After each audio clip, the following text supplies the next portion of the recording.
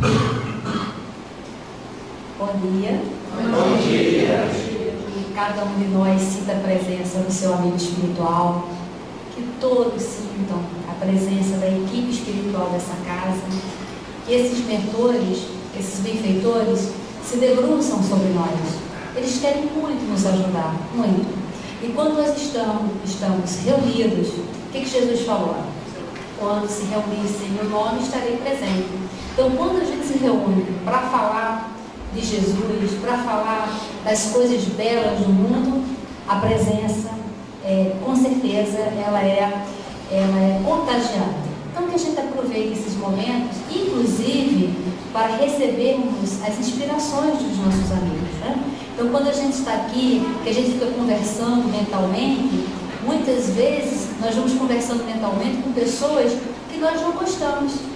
A gente chega aborrecido, e aí vamos travando uma conversa mental com o vizinho, com o chefe, com algum familiar que nós nos aborrecemos, e aí nós vamos gastando fluido.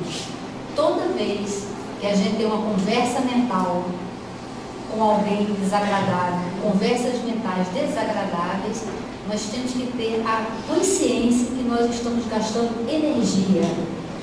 Então, qual é a proposta? Qual é a proposta da doutrina espírita?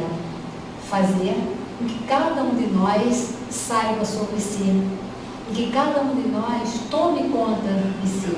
Então, nós temos que preservar os nossos pensamentos, preservar a nossa energia, o nosso fluido e aplicá-los nos momentos certos, para que a gente fique sempre cheio de energia, né? Essas músicas todas aqui que foram cantadas, isso aqui é troca de fluido, porque alimenta a nossa alma. Hoje nós vamos falar sobre Deus, justiça e perdão.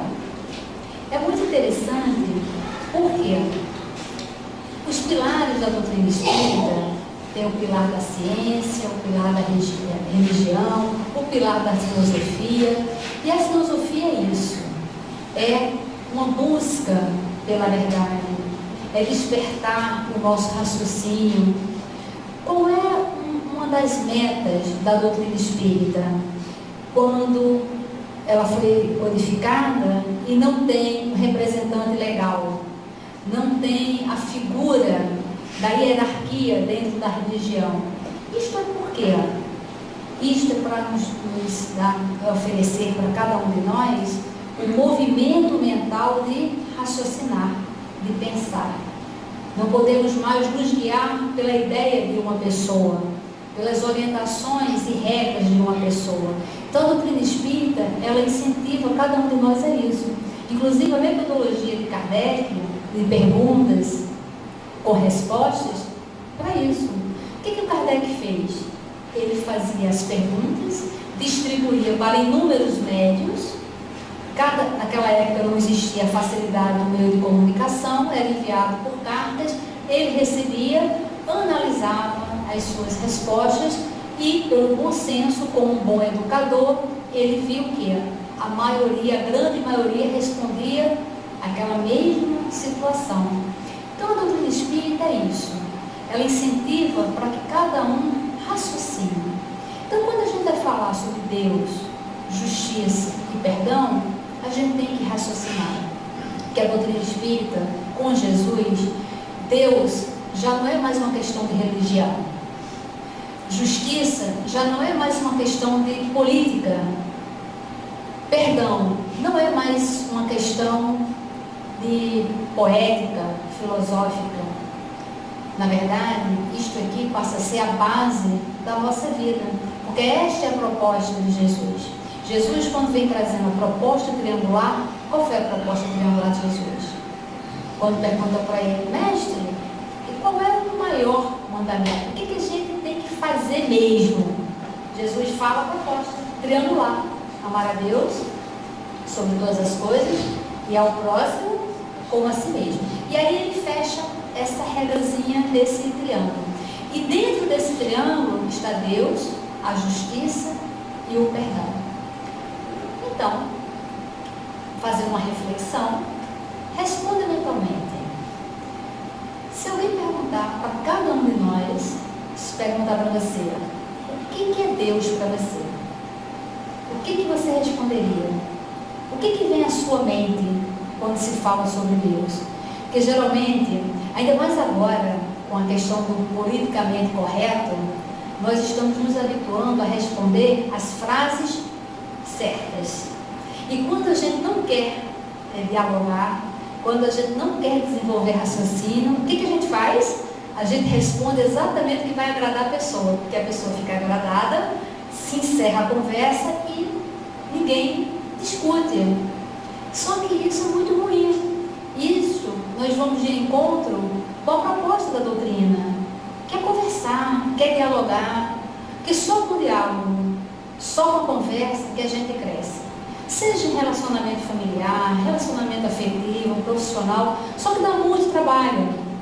Conversar dá muito trabalho. É exaustivo, porque nós não somos treinados para conversar.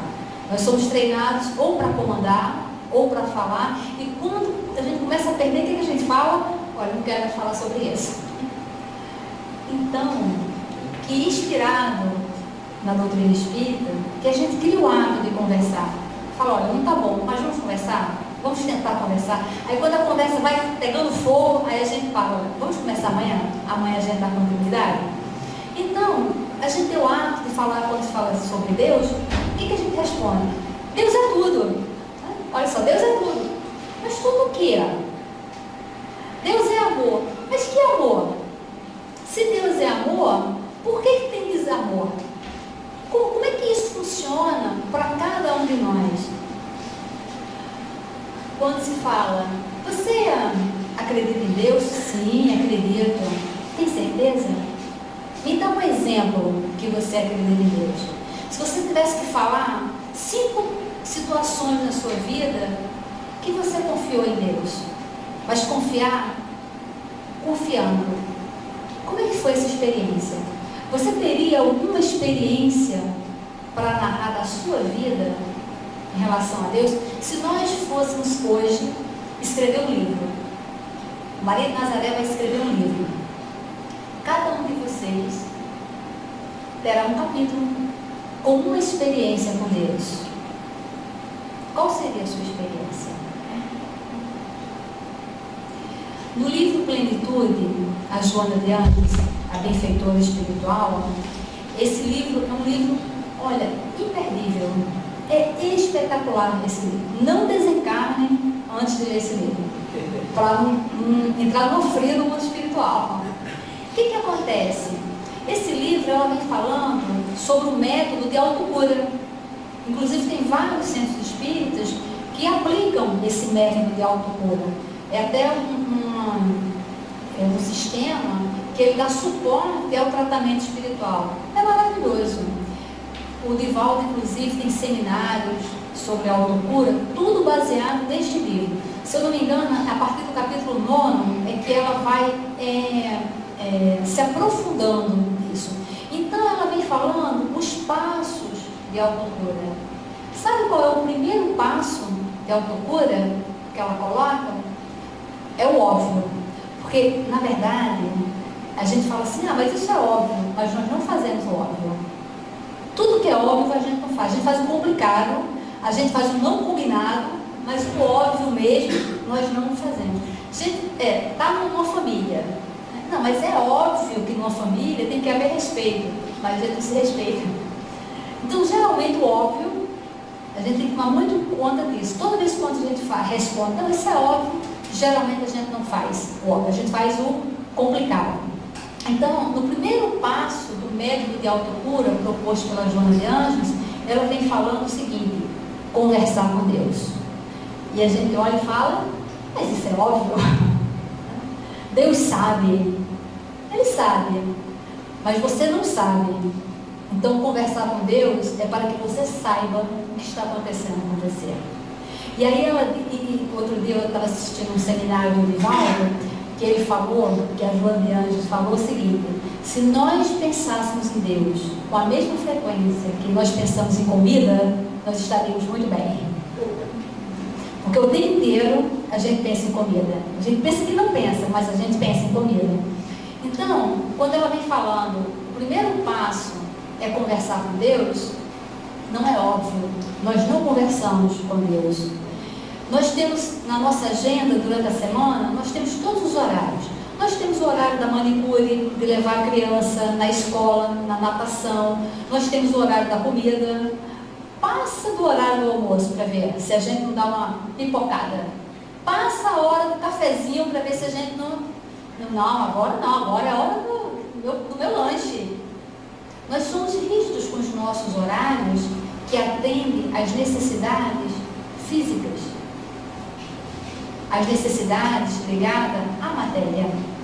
E aí a proposta dela é que a gente tem um horário para falar com Deus. E esse horário, ele é diário. Então, faz a experiência. Que cada um de nós tem essa proposta de fazer esse horário para conversar com Deus. Na casa espírita se fala tanto do culto no lar. Então, responda só mentalmente. Você faz o culto do lar? Você entende o que significa o culto do lar? Se alguém te perguntasse o que é o culto do lar, o que realmente você responderia? Nós trabalhamos com crianças, com jovens, e sempre quando eu estou conversando com eles e faço alguma pergunta, que eles respondem o que eu quero ouvir, porque eles sabem, se eles responderem a coisinha certa, eu não vou perguntar mais nada, porque na minha cabeça eu vou falar o quê? Eles entenderam. Então, quando eu estou assim conversando no pátio com ele, eu faço uma pergunta e eles respondem prontamente, aí eu digo para ele, agora justifica em 23 linhas essa resposta. Porque nós só vamos pensar quando nós temos que justificar alguma coisa. Você faz uma pergunta para a pessoa responde, ok, explica como é que é isso. Escreve mentalmente em 23 linhas explicando a tua resposta. Na hora que você vai fazendo isso, nós vamos tendo a impressão que aquela resposta não está dentro de nós. Ela não está formulada mentalmente, aliás, ela está formulada no nível mental, mas ela não está formulada no nível da nossa consciência. Nós não nos apropriamos exatamente daquilo. A gente simplesmente responde e, tipo assim, olha, não me pergunta mais nada, deixa para lá. Então, o culto do lar, quando se pergunta, o que é o culto do lar para você? Qual é a sua experiência com relação ao culto do lar? Porque a recomendação é se fazer o quê? Olha, faz o culto do lar uma vez por semana. E às vezes, nós escutamos as pessoas, nós mesmos, falamos o quê? Não está dando para fazer o culto do lar. O que eu marco para fazer é quando chega no dia, aí acontece uma coisa, acontece outra, chega um vizinho, chega um parente, chega isso que não dá para fazer. E a gente simplesmente absorve aquilo como uma coisa natural e a gente fala, na semana que vem eu faço. Então, quando isso acontecer conosco, cada um de nós tem que responder o seguinte, eu não sei o que é o culto do lar. Porque se falássemos assim, olha, pense na coisa que você mais gosta de comer. Pensa aí, coisa que você mais gosta de comer e que você não pode comer por alguma razão.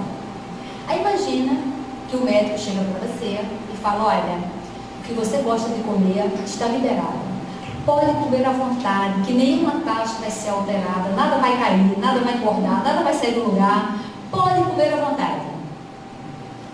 Se nós ouvíssemos isso, dos nossos mentores também, o que nós responderíamos para ele? Não vou comer só uma vez por semana, não vou comer todos os dias não, vou só uma vez por semana. Aí a gente fala, pois é, eu não tinha marcado para comer na quinta-feira, mas acabou que não deu, porque na hora que eu fui comer, chegou um monte de gente lá em casa e passou, a semana que vem eu como. Nós agiríamos assim? Por que não? Porque a gente sabe o que é gostoso. Comer uma comida gostosa mexe com toda a nossa estrutura. E a gente sabe como é bom comer alguma coisa gostosa. Então, nós iríamos comer todo dia, toda hora. Vou lembrar que eu ia lá e comer. Por quê? Porque a gente sabe sobre como é prazeroso comer uma coisa gostosa. Então, quando a gente não consegue falar assim, caramba, vou fazer o culto do lar hoje, e a gente começa a olhar a hora. Por que tem que marcar a hora? Porque os espíritos são organizados. E quando a gente marca a hora, os nossos mentores estão lá. Então, na hora que a gente entende o que é o culto do lar, o que a gente faz? Ai, está chegando a hora. É que nem esperar a gente apaixonada, né? Você marca para encontrar daqui a 3 dias, desde já você já fica naquela expectativa. Está chegando a hora, está chegando a hora, né? Então, quando a gente entende que é o culto do lar, é isso, olha só, está chegando a hora que os mentores da casa de Maria de Nazaré vão estar na minha casa. O meu mentor vai estar na minha casa. As vibrações de Deus estarão na minha casa. E aí sim, nós vamos saber sobre aquele alimento. Quando a gente entende o que é o culto do lar, nós fazemos todos os dias. Porque todos os dias nós vamos querer o quê? Que a nossa casa seja invadida por essas vibrações. Quando a gente gosta de alguém, o que a gente quer? Encontrar com essa pessoa todos os dias ou uma vez? Quando a gente quer comer muito uma coisa gostosa, a gente quer comer todos os dias ou apenas uma vez? Então isso é a diferença entre crer e saber. Divaldo fez um seminário muito grande apenas em cima disso. Porque quando a gente acredita, você acredita no culto do lar? Acredito. Você acredita em Deus? Acredito. Você sabe o que é o culto do lar? Você sabe o que é Deus? Então, quando a gente acredita hoje, não acredita amanhã. Porque é só alguém falar alguma coisinha que a gente... eu acredito no culto do lar, sabe? Eu já fiz umas 3 vezes, mas nada muda. Olha, eu acredito. É que nem tomate. Chega uma reportagem e fala o quê? Olha, comer tomate evita câncer. O que acontece no dia seguinte? Acaba o tomate. Acaba. O quilo vai a R$100. Acaba. Todo mundo vai comer. Aí passam alguns dias, aí vem outra reportagem. Comer tomate dá um problema no rim, dá problema coronário. Aí quem plantou tomate, coitado, prejuízo garantido. Não raciocinamos e vamos o quê? Na crença. Nós vamos acreditando. Agora, quando se sabe, a pessoa vem falar do tomate de uma forma positiva ou negativa, mas você sabe. Aí você fala, não, eu sei que o tomate é bom. Olha, mas o tomate é ruim para o órgão tal. Aí você vai falar, eu sei. Então eu como ele de uma forma equilibrada. Mas eu sei das 2 extremidades. E a questão é com relação a Deus. Você acredita? Você crê? Ou você sabe sobre ele? Tem o Collins, eu acho que é Joseph Collins. Eu sei que o sobrenome é Collins, o primeiro nome que eu não me lembro. Ele era o diretor do programa Genoma, que foi a grande descoberta da ciência recentemente, né? Então, quando ele foi descobrindo as questões do genoma e toda aquela novidade, foi uma coisa assim espetacular. Na época, o Bill Clinton era o presidente dos Estados Unidos e todo esse desenvolvimento científico foi feito nos Estados Unidos. E o Bill Clinton foi fazer o anúncio para o mundo e nesse anúncio ele estava falando na época com o Tony Blair, que era o primeiro-ministro da Inglaterra. E a Inglaterra também tem uma força muito grande nas questões acadêmicas, científicas, de pesquisa e tudo mais. E foi interessante, o Collins, ele era um ateu.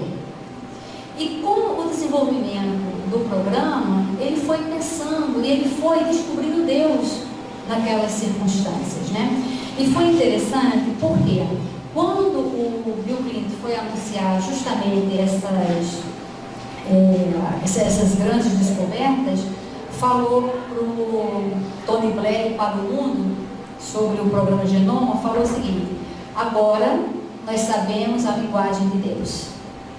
E essa frase foi tão impactante para o Collins que ele escreveu um livro, não acadêmico, mas de uma experiência íntima chamada A Linguagem de Deus.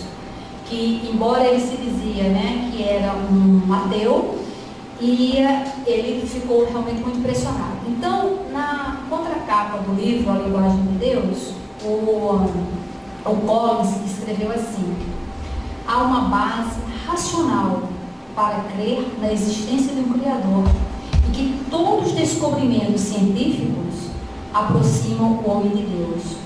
Decifrar o genoma humano não criou um conflito em minha mente, porém me permitiu verificar os trabalhos de Deus. Então, e depois ele, na revista Veja, nossa aqui, brasileira, ele falou o seguinte: eu acredito que o ateísmo é a mais irracional das escolhas. E aí nós vemos que existem duas ideias perversas no mundo, que são o materialismo e o fatalismo. E às vezes nós espíritas temos que tomar muito cuidado sobre isso. Porque o materialismo, o que ele prega, né? Tudo começa aqui e tudo termina aqui. Morreu, acabou. Então, qual é o slogan? Vamos aproveitar a vida. O determinismo, né? Esse fatalismo, é que tudo está escrito. E nós espíritas temos que tomar conta disso. Porque às vezes nós espíritas, relacionando ao programa reencarnatório, muitas vezes nós falamos o quê? Isso faz parte da reencarnação. Olha, no Evangelho vem falando das aflições, as causas das aflições, que elas são de duas maneiras, ou relacionadas às vidas passadas, ou desta vida. Então, muitas das nossas aflições não estão na nossa programação reencarnatória. Nós só temos um fatalismo.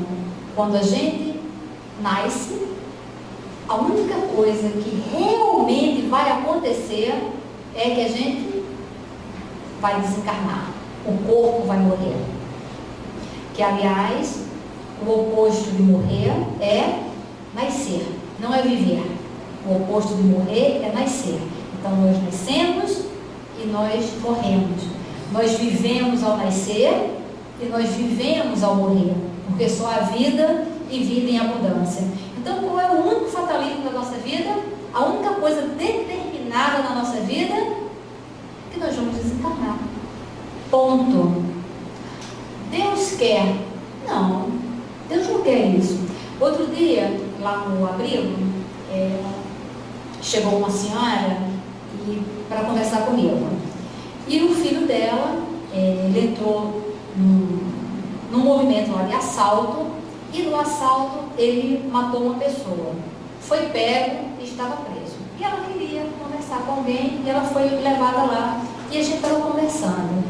E aí chegou uma hora que ela falou assim: meu filho, né, ele matou essa pessoa, está preso, mas Deus quis assim.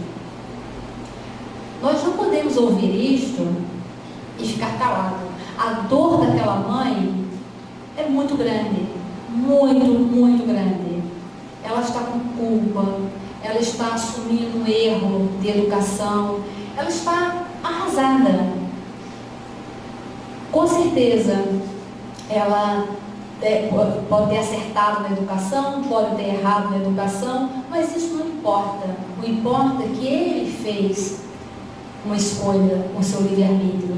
Mas nós não podemos escutar alguém falar assim: ele está lá, ele matou uma pessoa, está preso, Deus quis. Eu falei: não, Deus não quis. Quem quis isto foi ele, de uma forma inconsciente, mas a decisão foi dele. Mas olha, nós podemos ajudá-lo. Deus quer que todos nos ajudemos. Então, o que Deus quer é que ele decida não estar lá. E no primeiro momento ela não gostou de ouvir aquilo, mas eu fui falando, ela foi relaxando, nós fizemos uma prece. Então, Deus só quer uma única coisa: a nossa evolução. Qualquer coisa diferente disso, somos nós que queremos. Então, no Evangelho vem falando das aflições. Então, pense nas suas aflições. Leia o Evangelho. Analise. Veja se essa aflição da sua vida, ela está relacionada a alguma coisa que foge completamente das suas escolhas. Foi algo que a vida trouxe para você, porque isso é uma prova. Quando a vida nos coloca quando as coisas acontecem fora das nossas decisões. Aí sim, é alguma coisa relacionada ao programa da reencarnação ligadas às outras vidas. Mas muitas vezes as nossas aflições são por escolhas nossas, e escolhas tolas. Então nós temos que saber o que é que nós estamos escolhendo. Porque às vezes, no primeiro momento, a gente escolhe, a nossa escolha é apenas alguma coisa que nos agrada ali no momento. Mas quando a gente olha um pouco mais para frente, a gente fala o quê? Não vai dar certo. Como nós somos materialistas e imediatistas, o que a gente faz? Ah, mas vai mudar. Não muda. As coisas não mudam, as pessoas não mudam.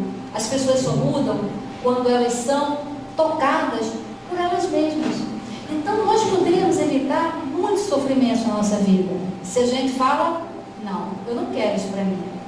Eu não quero. Quando a gente assume um compromisso conosco, um compromisso de felicidade, que não é um compromisso de egoísmo.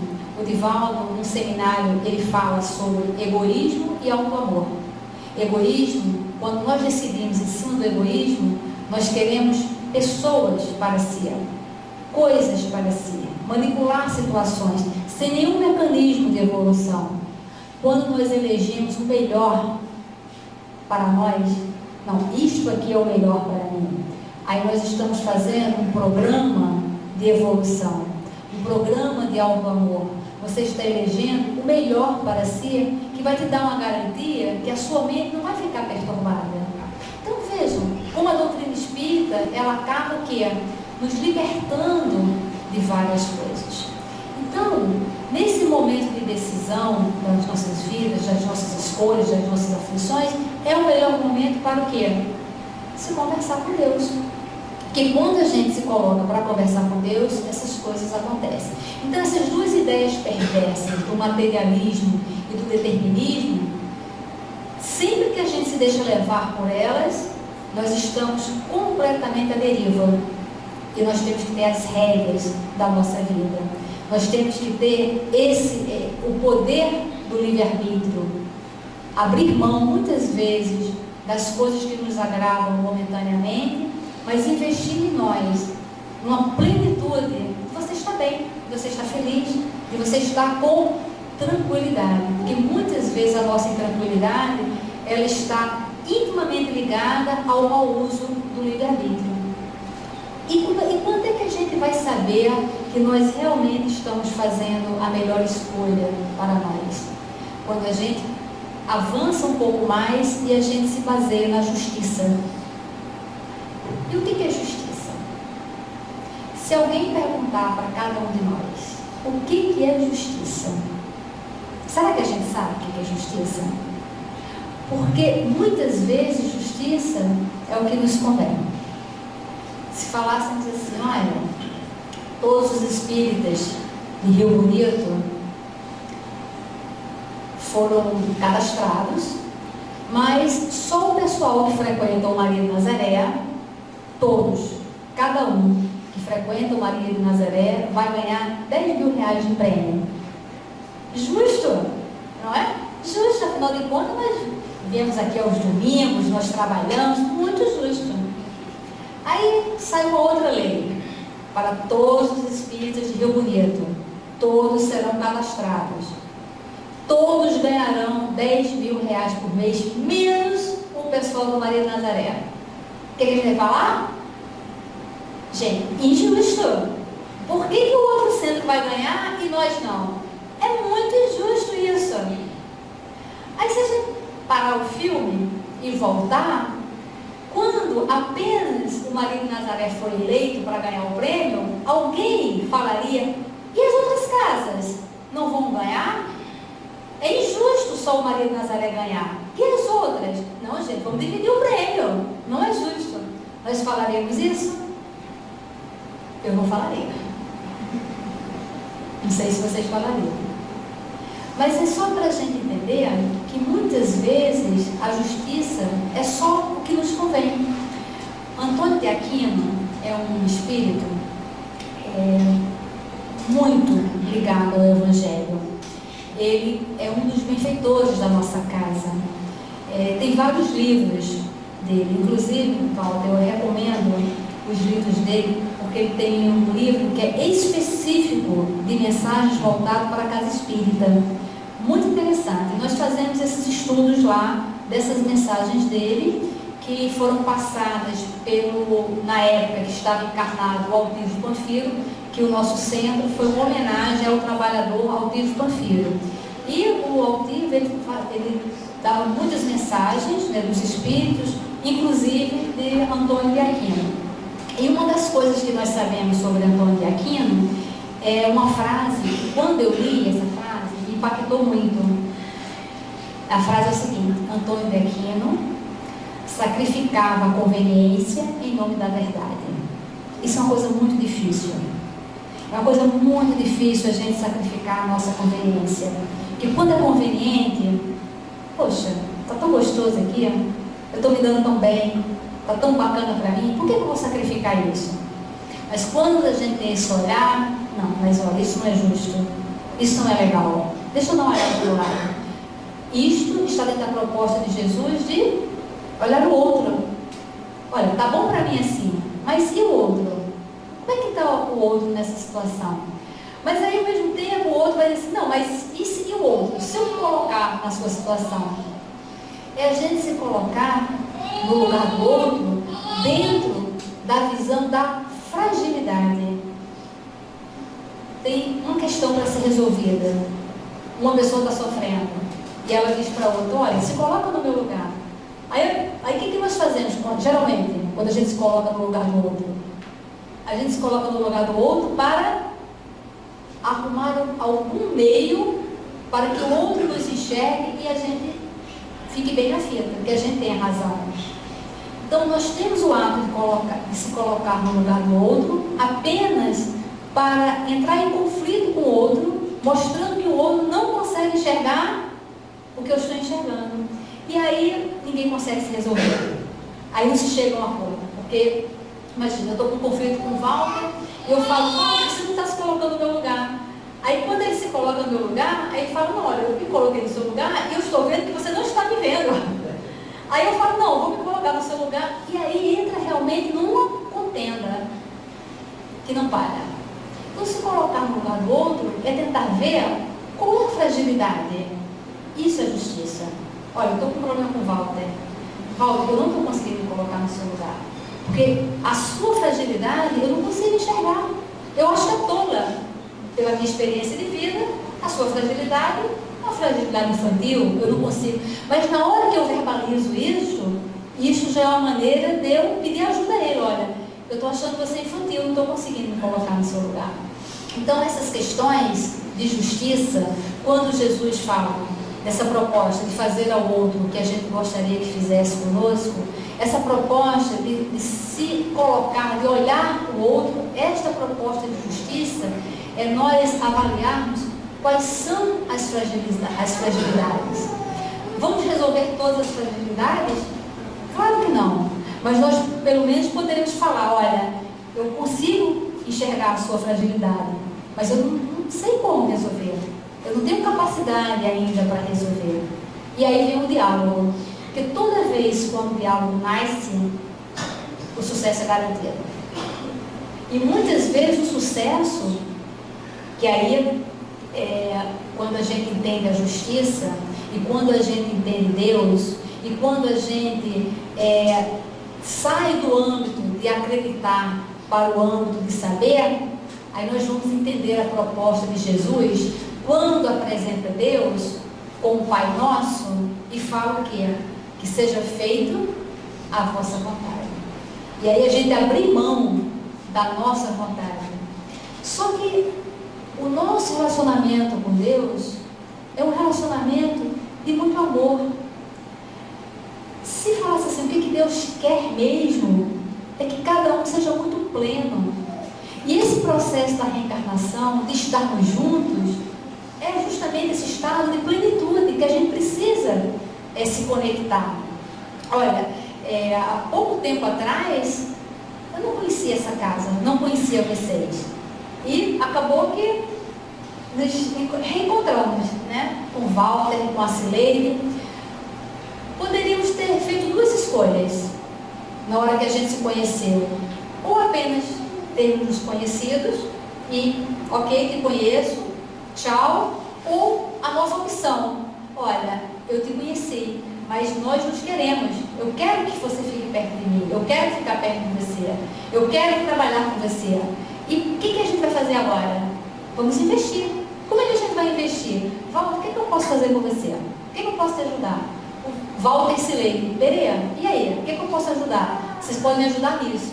E aí, nesse movimento de se querer, neste movimento de se entrosar, nós estamos aí sabendo qual é o significado de Deus na nossa vida. Na proposta de Jesus de Pai Nosso, que seja feita a vossa vontade. Só que a vontade de Deus não é nada à parte de nós. São coisas intrínsecas a nós. Elas são assim, totalmente entrelaçadas. Mas a decisão é nossa. A Joana de Anjos fala que, inclusive tem uma pergunta no Livro dos Espíritos, que pergunta assim, já existiam povos que não acreditavam em Deus? E aí a resposta dos Espíritos é que não. E é interessante porque a gente escuta pessoas falarem que não acreditam em Deus. Pessoas que categoricamente elas falam o quê? Eu sou ateia, eu sou um ateu, eu sou uma ateia, não acredito em Deus. O que a Joana de Anjos fala sobre isso? Ela diz que geralmente essas pessoas foram pessoas que tiveram uma vivência na fé cega.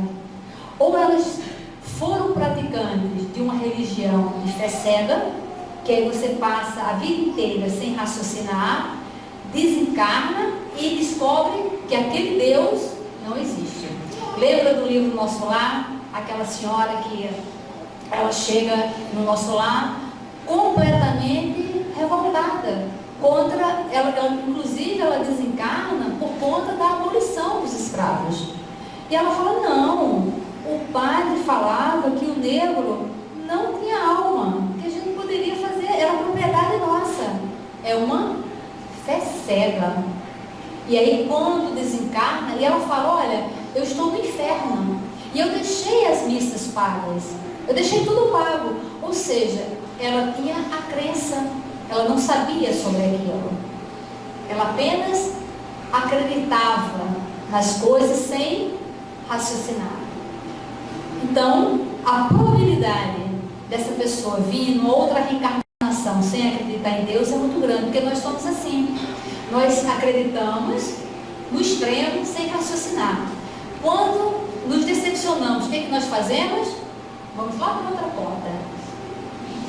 O relacionamento é assim, né? Nós temos um relacionamento, aí não dá certo. Várias amigas minhas, né? É casada, aí não deu certo. Quer dizer, deu certo até um tempo. Depois o negócio degringolou. E aí quando a pessoa se separa, o que ela faz? Nunca mais eu quero me relacionar. Aí ela vai lá para o outro extremo. Aí desencarna, reencarna e não consegue arrumar mais ninguém e fica reclamando. Aí o mentor vai dizer, ué, mas você tinha decidido que nunca mais queria ninguém, está aqui na tua ficha.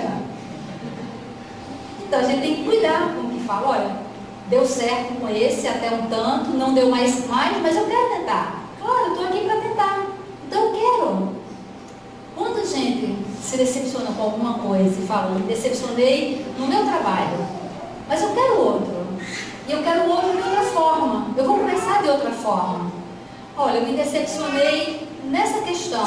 Ok, foi uma experiência, mas eu quero outra.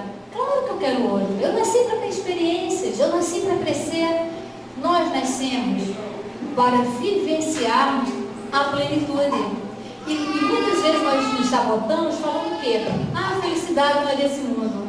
Mas a felicidade que não é desse mundo é a felicidade pertinente aos espíritos felizes, dos mundos felizes. Mas aqui nós temos o quê? Os flashes, que eles vão estar vinculados ao nosso livre-arbítrio. Então a Joana de Anjos fala que as pessoas que dizem que não acreditam em Deus, geralmente elas tiveram uma fé cega, desencarnaram e chegaram no mundo espiritual e levaram um choque muito grande e reencarnam na outra extremidade. ou pessoas que foram vítimas da fé cega, na época da Inquisição. Quantos filósofos, pensadores foram queimados simplesmente porque pensavam, verbalizavam os seus pensamentos? Então, a frustração foi tão grande no raciocínio apenas lógico de falar o seguinte: Deus não pode existir. Se em nome de Deus acontece isso, Deus não pode existir. Só que o raciocínio foi lógico, mas não foi inteligente, do ponto de que quem está se dizendo representar por Deus é um homem igual a mim, com limitações, com ambições, com interesses e com patologias, com problemas mentais. Isto não tem nada a ver com Deus. E aí sim, nós vamos nos desenvolvendo. Lá no abrigo, nós fazemos trabalhos com crianças pequenas, a partir de 2 anos até 16 anos. E por conta das questões financeiras, nós tivemos um baque muito grande nas doações, e nós temos funcionários, porque a mesma criança fica durante a semana toda no contraturno escolar. De 2 a 5 anos fica o dia inteiro, e de 6 a 16 fica no contraturno escolar. Então, por conta disso, nós tivemos que demitir alguns funcionários, e para demitir funcionários nós tivemos que excluir algumas crianças. E aí, gente, vamos excluir quem? Temos 220 crianças a partir de 2 anos de idade. Quem nós vamos excluir? Então, fui fazer uma consulta no plano espiritual. O nosso benfeitor, nós conversamos com ele, falamos: olha, e agora? Pode nos ajudar? E aí a primeira orientação foi, ele fala assim: peçam incessantemente, que tem corações generosos prontos para ajudar. Peçam, deixem para excluir crianças no último instante. Peçam incessantemente. Tá bom, mas se tivesse que excluir, como é que a gente excluiria? Olha só, tem bebezinhos de 2 anos que ficam, coitados, né? Assim, largados numa vala. E aí a orientação foi: fiquem com os jovens, fiquem com os adolescentes e com os jovens. Aí uma amiga nossa falou: mas como ficar com os adolescentes e os jovens? E os pequenininhos que são indefesos, de 2 anos, que ficam largados na rua, dentro da vala, as mães não cuidam, eles não comem, eles são doentes, como fazer isso? E aí o benfeitor olhou para ela e falou assim: minha filha, você acha que Deus errou quando eles reencarnaram naquela situação? Se pudermos ajudar, vamos ajudar a todos. Mas por que os adolescentes e os jovens? Porque esses estão correndo o risco de perderem a reencarnação por falta de orientação para o bom uso do livre-arbítrio. Então, quem está para perder a grande oportunidade do processo da reencarnação, que é justamente onde a gente evolui, são eles. E vocês, e eles, ele falou até assim: é como se eles estivessem na ponta do abismo. Eles estão com o pé, um pouquinho já saem do abismo. Então, o que a orientação vai fazer? Que a gente puxe esses jovens, que não caiam no abismo, que a gente passe para eles os valores da vida, não mais em cima daquelas 2 ideias perversas do determinismo e do materialismo, mas sim mostrando para eles a continuidade da vida, mostrando para eles que todos nós estamos vindo aí numa grande evolução em planejamentos reencarnatórios. Então, quem está prestes a perder, porque reencarnar não é fácil, olha, nós temos que ter uma grande alegria de viver. Nós temos que preservar tudo que nos gera alegria. Alegria boa, alegria saudável. Nós temos que investir nos nossos momentos de felicidade. Nós temos que investir nas pessoas que nós amamos. Porque não é fácil. E se a gente não se encontrar mais com essa pessoa na próxima reencarnação? E se essas pessoas se perderem? Se elas escorregarem das nossas mãos? Então, invistam. Vamos investir nas pessoas que nós amamos. Não vamos ter vergonha de falar. Porque a gente negocia o tempo inteiro. E nós somos acostumados a negociar o amor. Por que negociar o amor? Fala. O Divaldo é que fala. Eu vou falar. Olha, fale mesmo. Se o outro não problema do outro, mas não seja econômico. Então, focar nesses jovens é justamente dar para eles a oportunidade de investirem na vida. Isto é saber sobre Deus. Isto é quando a gente entende, quando Jesus fala, que seja feita a vossa vontade. Isto é entender a proposta de Jesus quando ele fala, Pai Nosso. E o perdão deixou de ser assunto poético, filosófico. Perdão hoje em dia é uma questão de saúde. Saúde mental, saúde física. O nosso benfeitor, ele fala que lá no abrigo, lá é o Centro de Oncologia Espiritual. E realmente, o que começou a chegar pessoas lá com problema de câncer foi uma coisa muito interessante. E aí ele fala sempre para as pessoas trabalharem, drenarem, porque na hora que a gente está trabalhando, a mente está foco de trabalho, o pensamento manda para as células o que é? Trabalho. E as células recebem aquela informação de trabalho. E elas começam a trabalhar. No que elas trabalham, elas se renovam. A mente se renova e todo mundo vai se renovando ali. Isso está relacionado a perdão, ao auto-perdão. A falta de perdão é uma coisa muito triste, muito triste. Só que perdão, ele não é um acontecimento. Se falássemos assim, olha, domingo que vem eu vou fazer um almoço na minha casa, vou chamar todas as pessoas que eu sou meio atravessada com elas, vou fazer um perdão coletivo. Não funciona, porque não é um evento. O perdão é compreensão, não é aceitação, porque nós temos medo de compreender, porque a gente acha que se compreender seremos coniventes. Não, compreender é uma coisa, ser conivente é outra. Às vezes nós falamos, não, eu vou aceitar calado, não vou falar nada. Outro dia eu escutei uma orientação espiritual para uma pessoa, uma coisa muito interessante, né? A pessoa estava conversando com um benfeitor espiritual, numa consulta, e ela estava falando assim de dores grandes da vida, sabe, muitas dores no âmbito familiar. Eu estava do lado e aí eu pensei, eu falei, nossa, como essa pessoa aguenta as coisas, né? Poxa, ela é resignada. E eu pensando, poxa, eu não sou assim. Quando ela acabou de contar a história, a orientação espiritual para ela foi assim, minha filha, para este caso, tá? Minha filha, omissão não é virtude.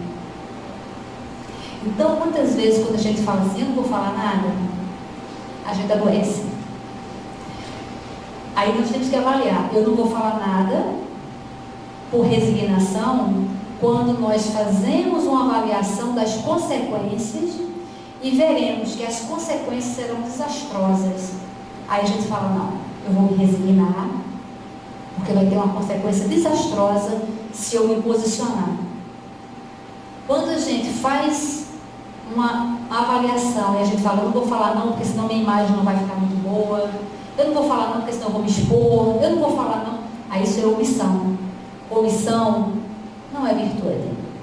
Tem alguma coisa, porque a gente tem que aprender a falar, a gente tem que aprender a emitir a nossa opinião de uma forma que a gente aprenda, porque nós não falamos às vezes para a pessoa e falamos para todo mundo sabe, menos quem deveria saber, sabe. O processo de perdão, ele agora é um processo científico. Se entrarmos na internet para pesquisar, nós vamos ver várias questões de perdão. Tem um livro que não é da Robin Karsarjan, não é um livro espírita, que se chama O Livro do Perdão. É fantástico, é imperdível esse livro, porque esse livro vem conversando conosco. Então, ele, por exemplo, ele tem uma hora que ele vem falando das questões familiares. Então, ela aborda uma questão, porque muitas vezes nós temos traumas familiares, traumas da educação lá atrás, com a mãe, com o pai, e aí, nesse especificamente desse tema, o livro vem conversando, e o livro, ela é uma médica, e ela dá umas paradas, e ela fala assim: pense, reflita e responda. E aí ela faz perguntas em cima do tema. E depois ela conclui: essa resposta é por causa disso ou por causa daquilo? E a gente vai fazendo uma análise quando a gente vai respondendo, e a gente vai se conhecendo. Quando Kardec pergunta qual é a forma certa para evoluirmos, o que os Espíritos falam? Conhece a ti mesmo. Então, Deus, nós precisamos saber sobre Deus. Qual é a sua experiência com Deus? Justiça. O que cada um de nós é capaz de fazer pelo outro? Genuinamente. Perdão. O que nós somos capazes de compreender no outro? Então, encerrando, eu trouxe aqui uma poesia do Adélio Neves, que vem falando sobre Deus. A poesia assim: reencontro com Deus. Deus, passei tanto tempo te procurando, não sabia onde estavas. Olhava para o infinito, não te via, e pensava comigo mesmo: será que tu existes? Não me contentava na busca e prosseguia. Tentava te encontrar nas religiões e nos templos. Tu também não estavas. Te busquei através dos sacerdotes e pastores. Também não te encontrei. Senti-me só, vazio, desesperado e descrevi. E na descrença tropecei. E no tropeço caí. E na queda senti-me fraco. Procurei socorro. No socorro encontrei amigos. Nos amigos encontrei carinho. E no carinho vi nascer o amor. Com o amor vi um mundo novo. E no mundo novo resolvi viver. O que recebi, resolvi doar. Doando alguma coisa, muito recebi. E recebendo, senti-me muito feliz. E ao ser feliz, encontrei a paz. E tendo paz, foi que enxerguei que dentro de mim é que tu estavas. Foi em mim que, sem procurar, eu te encontrei. Muita paz.